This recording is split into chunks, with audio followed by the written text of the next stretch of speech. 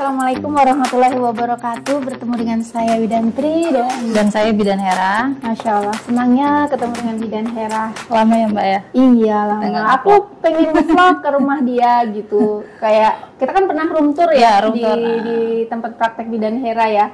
Kepengen melakukan yang kedua kalinya karena pasti ada banyak perubahan. Iya kah?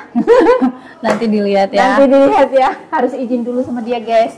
Nah, terus hari ini saya bersama dengan Bidan Hera, itu kita mau ngobrolin soal kembalinya masa subur ya. Setelah menggunakan KB. Tentang kembalinya masa subur setelah menggunakan KB. Ya. Boleh dijelaskan Bidan Hera? Oh iya. Jadi untuk yang pertama mungkin kita memaparkan dulu tentang jenis-jenis KB ya. Jadi jenis KB kan banyak ya, ada yang KB metode jangka pendek ya, berhubungan dengan hormon, semuanya hormonnya, ada suntik 3 bulan, ada 1 bulan, ada pil ya, kemudian ada implan ya yang berhubungan dengan hormon. Kemudian untuk yang yang MKJP ya, nah itu kan ada IUD dan implan ya, dan yang non hormonal itu ada IUD, kemudian ada metode operasi wanita dan metode operasi pria.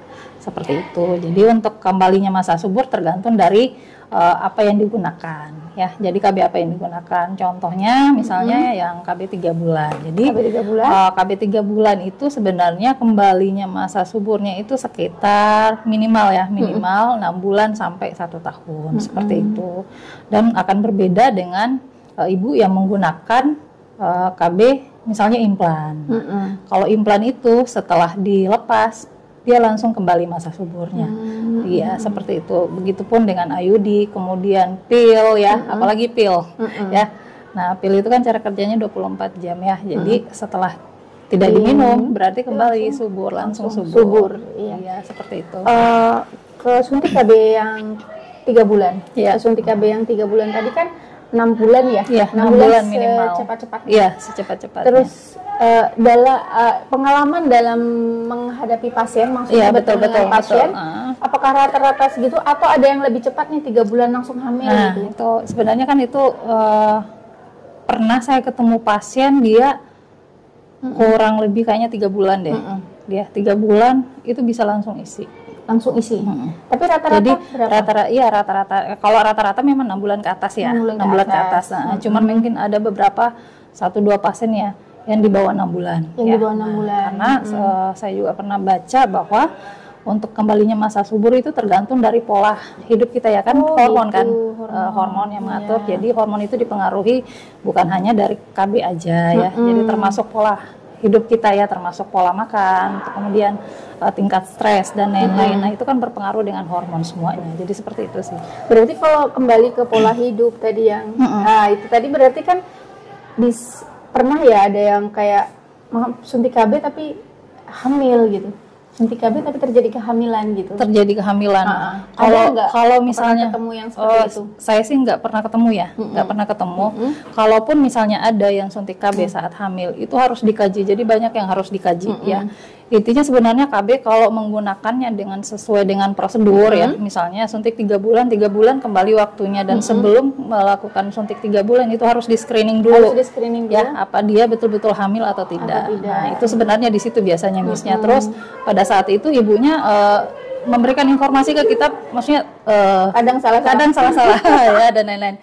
Karena mungkin karena takut dan lain-lain ya. Iya, kadang betul. terjadi ya beda bahasa ya. Miskomunikasi lah ibaratnya seperti itu ya. Karena di beberapa bahasa dia bilang baru kemarin nggak suntik KB. Ternyata 5 hari yang lalu.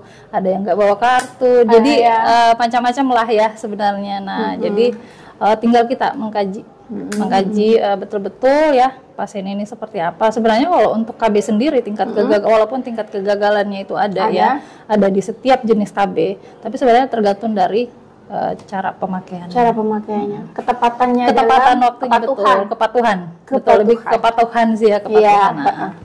Intinya sebenarnya kalau misalnya pengen punya anak ya, berarti kan program kehamilannya dengan tentunya dengan screening layak hamil ya. Jadi seperti itu. Iya, keren banget loh screening layak hamil ya. gitu ya. Jadi screening like hamil. Kalau misalnya memang ibunya memang sudah merencanakan nih, saya nih punya anak dua nih ya, mungkin untuk kedepannya nggak perlu lagi ya, sebaiknya nanti direncanakan lagi mau pakai KB apa yang sesuai dengan kondisi kesehatan ibunya dan yang tepat dengan yang pasti ibunya harus sehat. Harus sehat. Untuk bisa melahirkan anak yang sehat berarti harus sehat. Ibunya harus sehat juga dan harus siap ya, dan secara bukan hanya secara fisik ya, termasuk mental juga. Sebenarnya karena menjalani proses mulai dari kehamilan, persalinan nih, pas belum lagi merawat bayinya dan lain-lain, itu membutuhkan mental yang kuat. Oke, kita kembali lagi ya ke kembalinya masa subur setelah menggunakan KB. Kalau untuk yang kan banyak nih, entah mitos, entah apa itu menggunakan pil KB tapi gagal kehamilan, pernah menemukan enggak pasien gagal kehamilan dengan menggunakan pil KB? Dia menggunakan pil KB ini sudah secara teratur tapi tetap terjadi kehamilan. Pernah nggak ketemu yang seperti itu? Pernah sih. Pernah ya? Ada, iya. Dia merasa dia sudah teratur ya. Sudah teratur ya ibunya. Jadi sebenarnya yang itu lagi jawabannya ya. Jadi tetap kita mengkaji. Sejauh mana pengetahuan ibu tentang cara menggunakan pil KB seperti itu ya. Jadi kita nggak bisa menjudge ini gagal nggak bisa, karena setahu saya kalau misalnya dari sisi medis ya, kalau untuk pengobatan itu dia akan tepat. Kalau misalnya diminum secara sesuai patuh itu pasti akan mencegah kehamilan. Berarti kalau ada kasus seperti itu harus dipertanyakan. Lupa-lupa dan memang betul harus dalam kajiannya. Jadi terkadang saya kalau menjawab pertanyaan, sebaiknya saya pasti jarang menjawab di WA. Kalau misalnya itu harus banyak pertanyaan, pasti saya bilang ayo konsultasi aja. Iya, konsultasi. Sebaiknya seperti itu ya, jangan lupa ya. Ya, seperti itu sih. Ini ilmunya bermanfaat banget ya buat ibu-ibu yang memang khususnya untuk yang menunda kehamilan. Ya, karena kalau menunda kehamilan berarti hitungannya harus kayak lebih akurat untuk nih kapan hamil lagi gitu. Iya, betul. Iya kan? Berarti berarti ini aku harus segera lepas KB gitu.